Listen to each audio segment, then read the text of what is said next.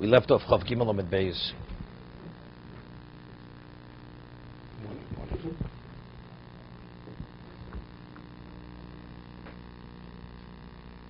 Thank you. You take this. Thank you. Thank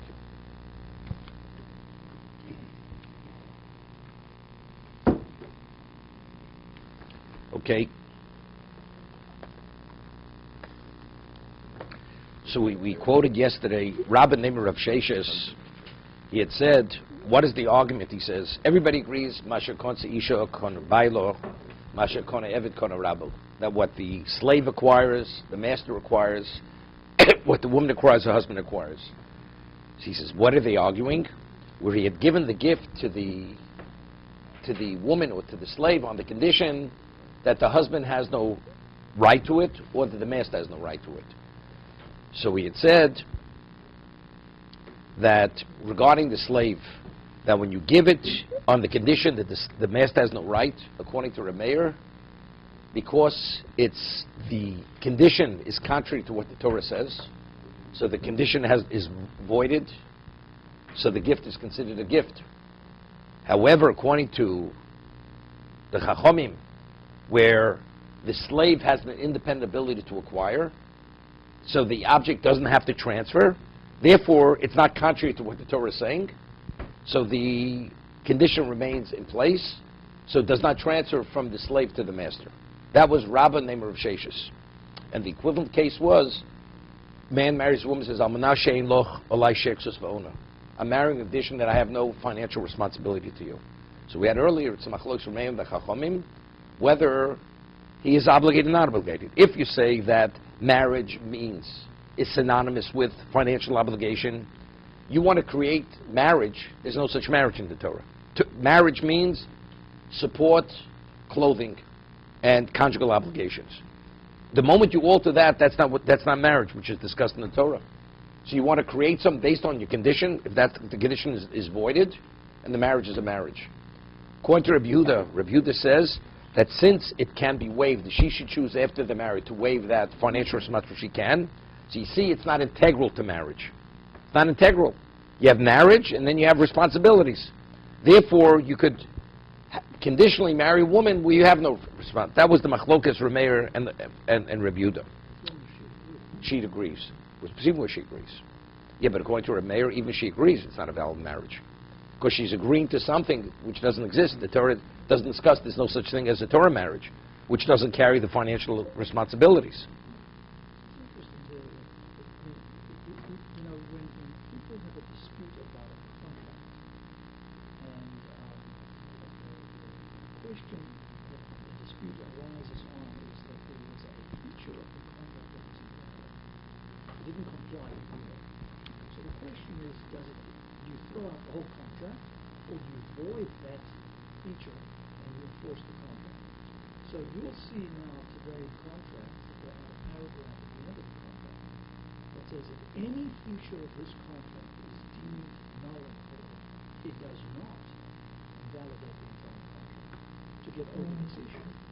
Yeah, but it's still not comparable to this. It's not comparable to this. If the Torah says marriage is A, B, C, D, and you say, well, I want to marry you, it's only A, B. You understand? But that's not a Torah marriage. There's no such thing. It doesn't exist. It's irrelevant. You want to create an entity which the Torah doesn't discuss. Not at all. Not at all. Not at all. That's one provision. This is the whole essence of the contract. This is the essence of the deal. I say I want to buy property, and you're selling me a movable, a fixed property, and you're selling me a cup. We're talking about it's apples and oranges. The Torah says marriage is this and nothing but this. Well, I want to be something other than that. You're not talking what the Torah is speaking. We're speaking about a different issue.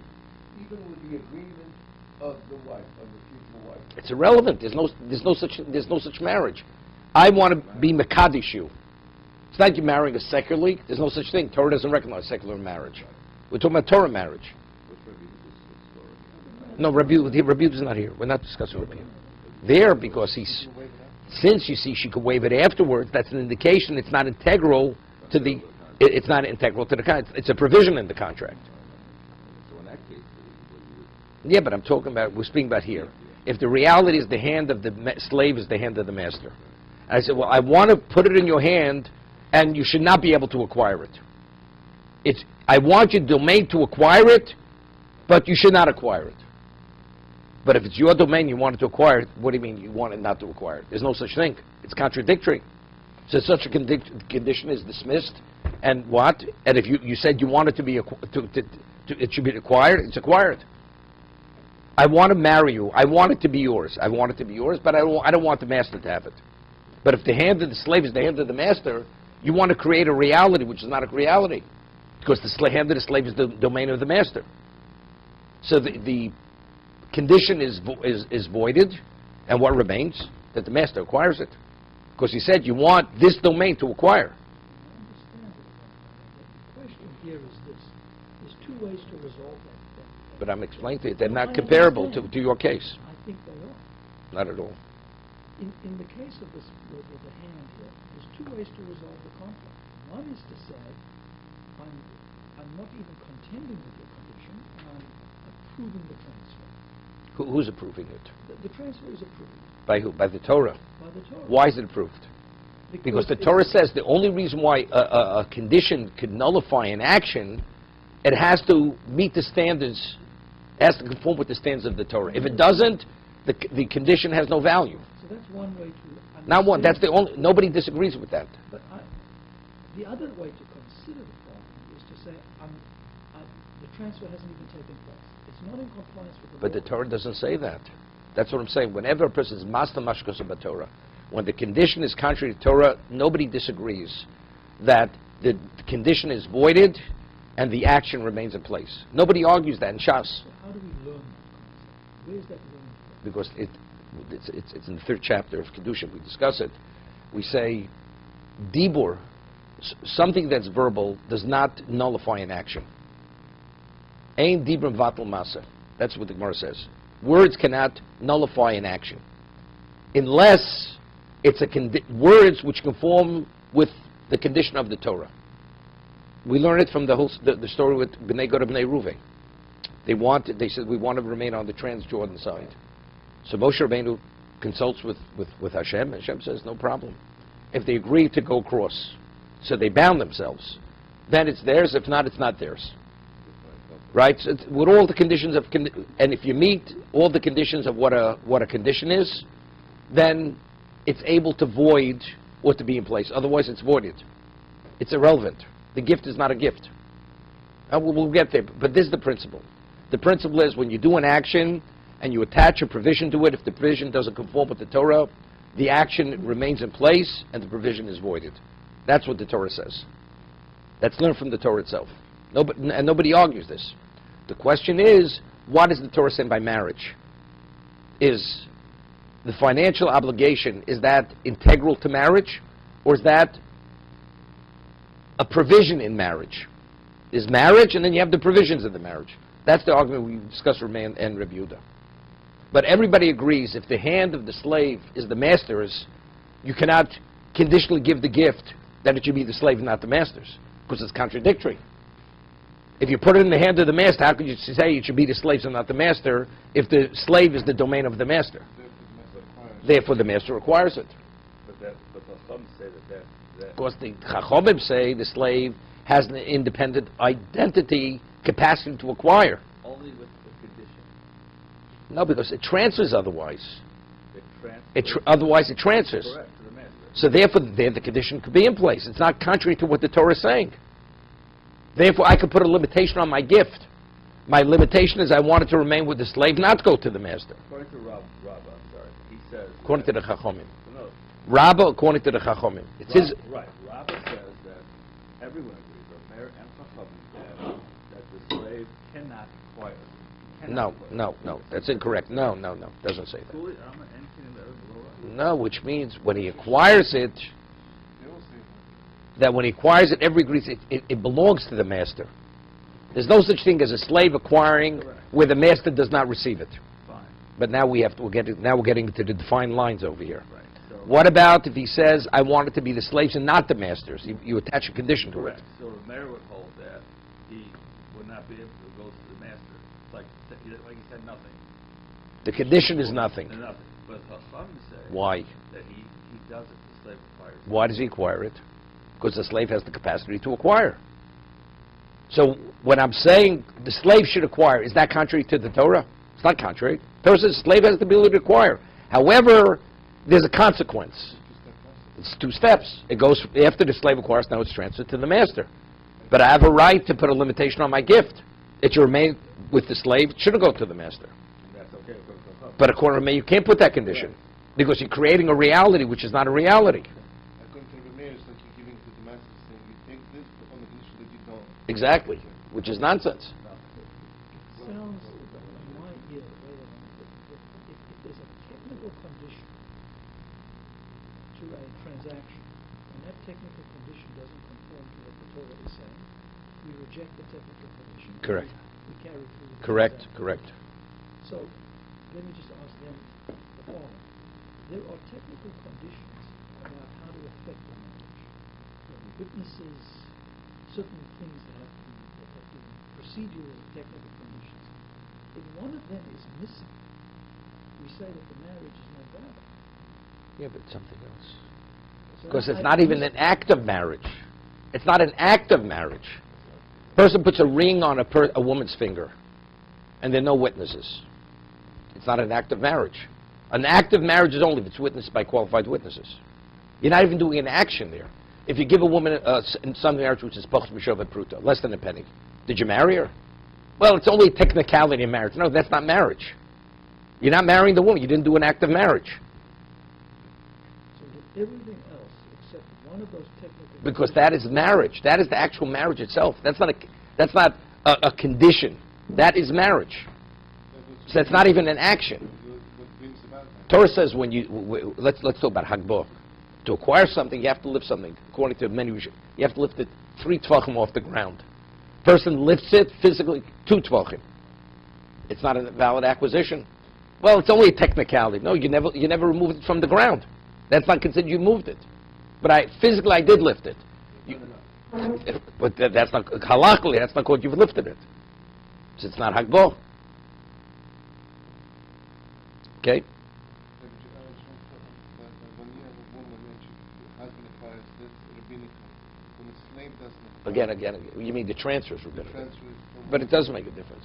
But the woman has a capacity to acquire. What about the Eved? Is it the rabbinical concept? No. That's a Torah concept. Torah. Okay, That's it. That's a Torah concept. Okay? So that's Rabbah in the name of Rav Sheshes.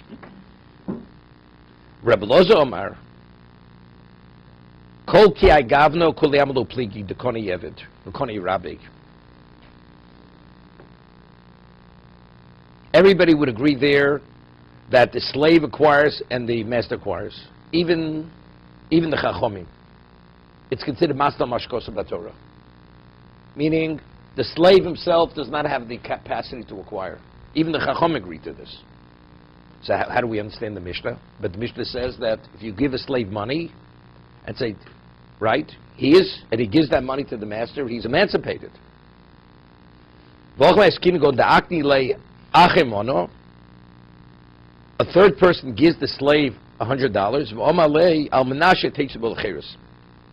I'm giving to you on the condition that you use it to buy your freedom. That's what he says to the slave. When he says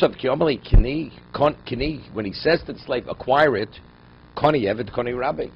How do we interpret that? What does that mean? You should acquire it. So if you acquire it, automatically it belongs to the master. So now, when you give the money to the master for the sake of emancipation, it's already the master's money. It's like you put your hand into the master's pocket and say, well, I'm using your money for me to emancipate it. You can't. Because it's already the moment you acquired it. It's the master's. 1 second. Almanas means nothing. When he says, I'm giving you for the sake of emancipation, he's purely like you're a delivery boy. I'm not giving you should acquire it. I want you to deliver it to your master for the sake of freedom. So the master doesn't acquire it. If I say I want you to acquire it for freedom, to use it for freedom. Use it, it's yours to use for freedom, to be freed. Those are his words. But the moment we say acquire, he can't use it for emancipation, because it's no longer his money. But if we interpret the words to mean not to acquire it, it should be given for the sake of emancipation. So then it's not the slaves. The slave doesn't acquire it.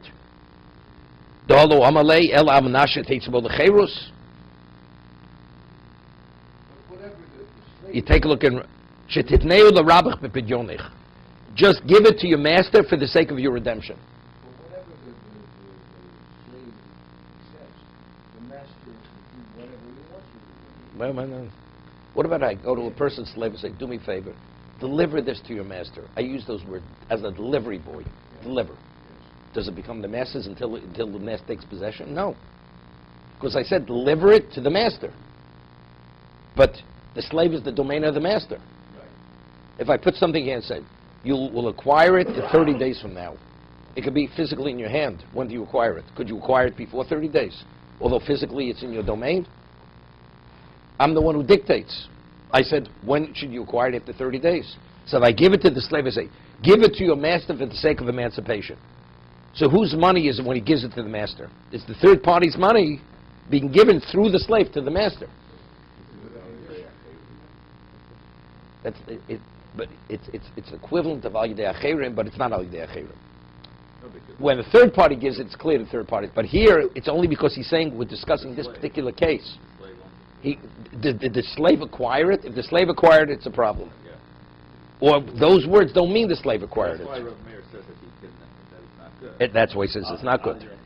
But let's say he'd be more explicit. He said, I want you to not to acquire it, just deliver the money to your master for the sake of emancipation. Even Rabbi would agree. Right. He's emancipated.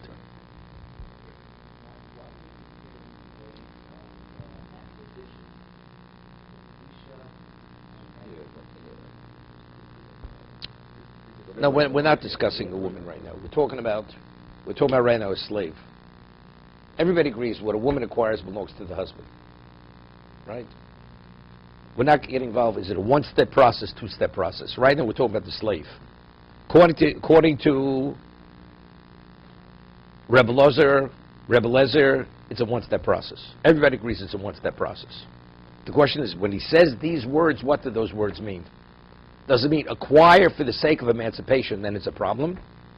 Or does it mean just deliver to your master to be emancipated? Aren't they effectively the same thing? No, not the Because same. when you're saying... What did the man mean when he gave it to him? What is the meaning, almanas, on the condition, use it for... Either he's giving it to the slave, which is really giving it to the master, Or... and saying, this money is for you to be free. No, but the question is, did he say you should acquire it for emancipation? The moment, if we interpret it to mean to acquire it, then he can't use it for emancipation any longer. Of course, the moment he acquires it, it's Does over. it have the same thing as the master acquiring it for free? No. It's not? Why? He's saying that you should acquire it and use it for emancipation. But that's Emancipation. the same thing as saying the No, master no, should no. acquire for No, the master has to agree to that. The master has to agree to that. Okay. If the master would say, give it to my slave, and when you put it in his hand, my slave will be emancipated. Everybody agrees. That's like putting it in the master's hand.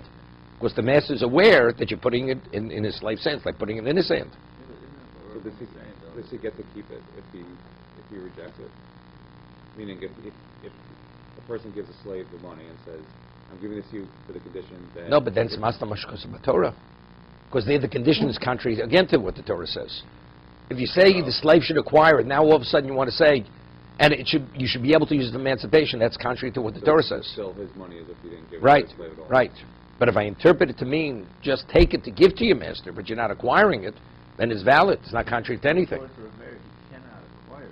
The slave cannot acquire it. He acquires it How does he acquire it? because he says you should acquire it. You should take it. He says almas lecherus. Where?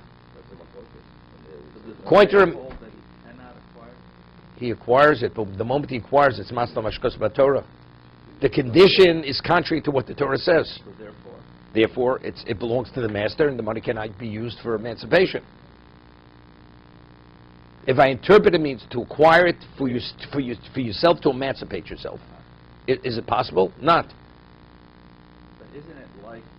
the third person saying to the master, "Give me money to free the slave." So that's what he just Yeah, asked. yeah. If he would say to the master, and the master says, "Put it in the hand of my slave to have my slave emancipated," not a problem. Everybody would agree. Because putting it in the hand of the slave is putting it in my hand. Right. Here, the master is not aware of what's going on. Acquire it and you should use it for emancipation.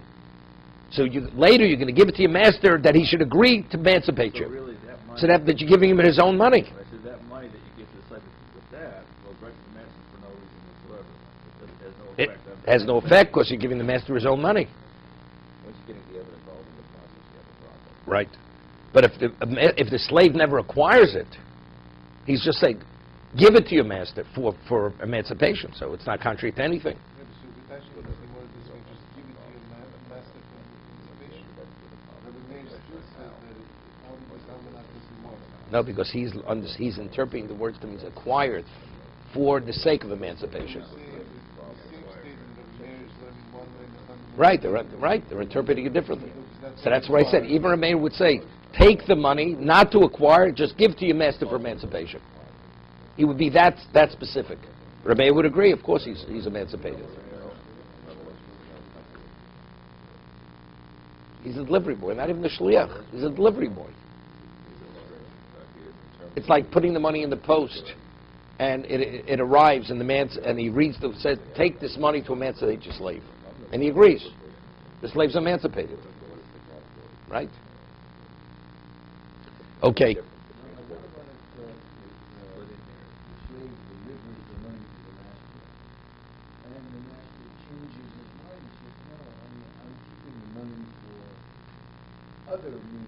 The man never gave it to you for anything but that. Yeah, so it's traditional. That's understood. If I give you something to purchase something on my behalf, could you put the money in your pocket afterwards? I gave it to you specifically for that, and you have no right to take it for anything but that. So the master would have to give the money back if he decides. Of course. If he's agreeable, fine. He's not agreeable, not.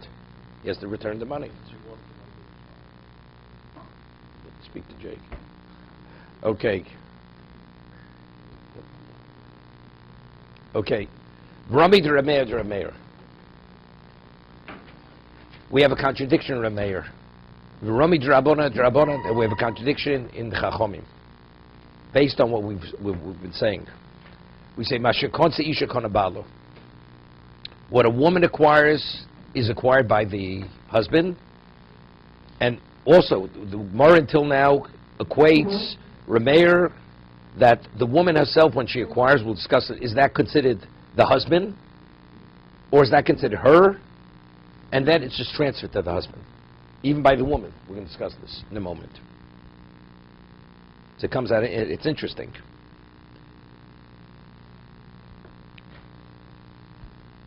Because with the whole discussion of Gitav Yod Bon Kechot, right?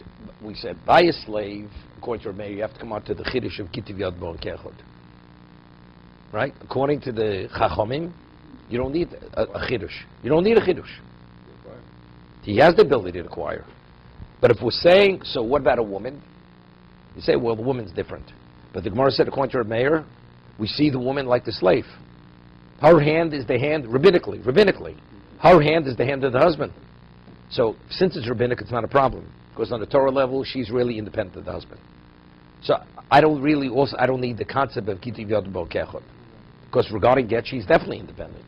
This is purely rabbinical regarding monetary transactions. Do we see her as the husband or not? So let's discuss it. The Tanya. Now, the halacha is, the Torah says that if you have Masa Sheni, right, you take first 10% you give to the Levi. Second 10% you have to take, it's called the second Masa Sheni, you have to take to Yerushalayim, and it can only be in Yerushalayim. And it has Kedusha, it has sanctity. What happens, the Torah says, if it's too cumbersome and you want to redeem it, the Torah says you have a right to redeem the Masa Sheni value-wise unto the equivalent onto a minted coin. Right? It says, V'tzata kesef yodecho. One needs kesef tzura, you need a minted coin. Okay, he redeems it. So the Torah says, if the one who owns the Masa Sheni redeems it, there's a penalty you have to pay for not taking to Yerushalayim. You have to add a fifth. Besides its value, it's a value plus the fifth. That's if you're the owner. What about if a third party redeems Masa Sheni? it's only the value, that he doesn't pay the fifth. If the person consecrates something, and he redeems what he personally consecrated, unrelated to Maaseh Sheni, he has to, not only does he pay value, he pays an additional fifth.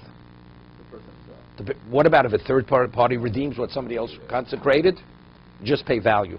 Like, you just explain the technical side. How does let's say a person owns fruit, he wants to redeem it, and he pays, so... The fruit is worth $1,000. He So he takes $1,000 worth of coins, minted coins, Right. and he says the kedusha should transfer over onto the coins. His money. He takes It has to be his money. Who else's money? You can't transfer somebody else's money. Clarify. So on his own, he has to add a fifth of that. He has to take value plus a fifth. Plus a fifth. So then, so if someone else redeems it, He just takes value. what do you mean someone else redeems it? If he has the fruit, Let's say somebody else says, "I will redeem your fruit." and he wants It's to... not I'm giving you money. I'm acting as your agent to redeem your fruit. I will redeem the fruit. He's saying this to the Kohanim. He says it to the owner of the Maaseh Sheni. That owner is already... The owner does, He's already...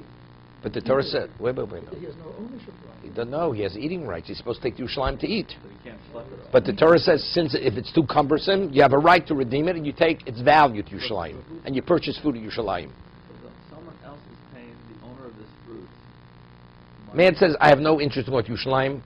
You could take the fruit. Oh, Make it simple. You could take the fruit. uh-huh. So the third party now, he says, it's too cumbersome for me. Torah says he has a right to take its value and redeem it onto the minted money. Right, but this owner of the fruit, that's his fruit, though. He gave it to a third party. How can he... You have Maaseh Sheni. I can do whatever I want with the Maaseh Sheni.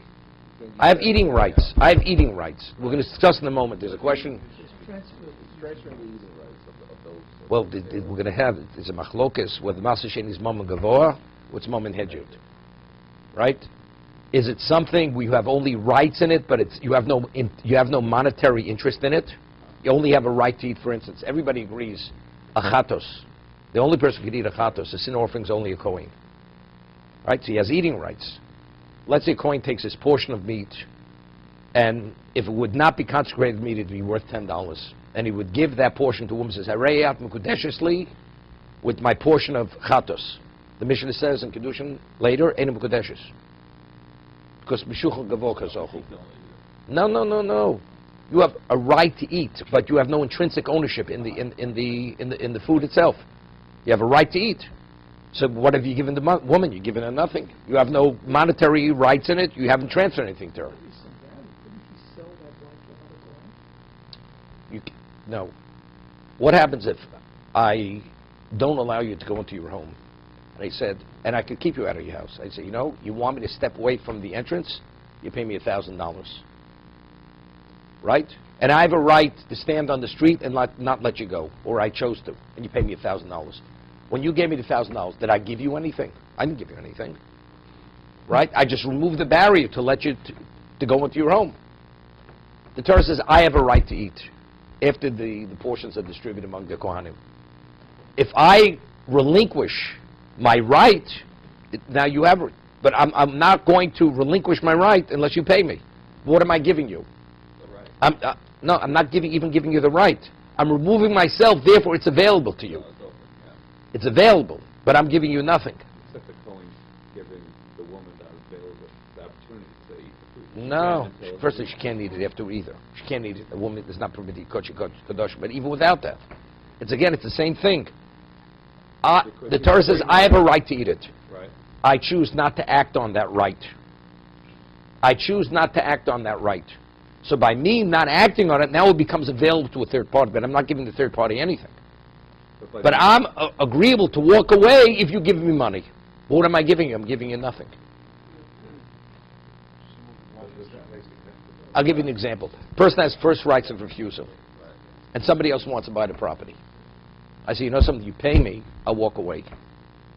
Right? The person's first right, does he have any intrinsic ownership in that property? Has no intrinsic right in the property.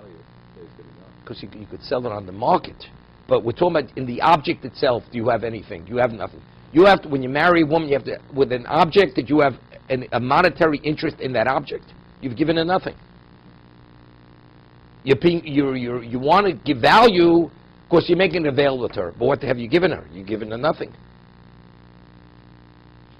So getting back to the Ma'aser Sheni then, when he sells it to another person. Wait, so there's going to be an argument. Yeah. Ma'aser Sheni, is it Mama Gavo or Mama Hedger? Rameir says that if a person takes his Ma'aser Sheni, wants to marry a woman, she's Einah B'Kodeshes. You have an eating right. The Torah says that if you don't act on that right, and you want to redeem it on, eating the fruit itself, you want to redeem it onto money, transfer the money, you have to pay an extra fifth. I say to a person, listen, I will not eat it. You could take my right. Right? Either I transfer it according to the Chachomim, because it's Mom and Hedjut, it's actually my asset, or I relinquish my right, I walk away, you take it. And now the third party now redeems it. Does he have to pay a fifth? He doesn't have to pay a fifth. Oh, because only the one who originally had the eating rights. So he has the fruit now, and he redeems it with his own money. Correct.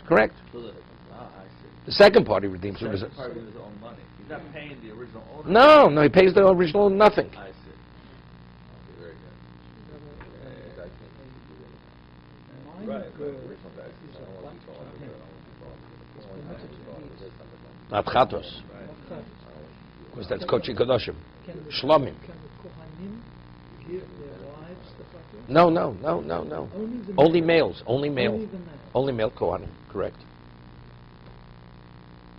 one point that we didn't bring up. If I explain she has to be my Ma'aser Sheni, he's like me. He would have to have more. Well, we'll see. The Gemara's going to. It depends whose money it is. If the shliach is using the money of the owner of the fruit, then you have to pay a fifth.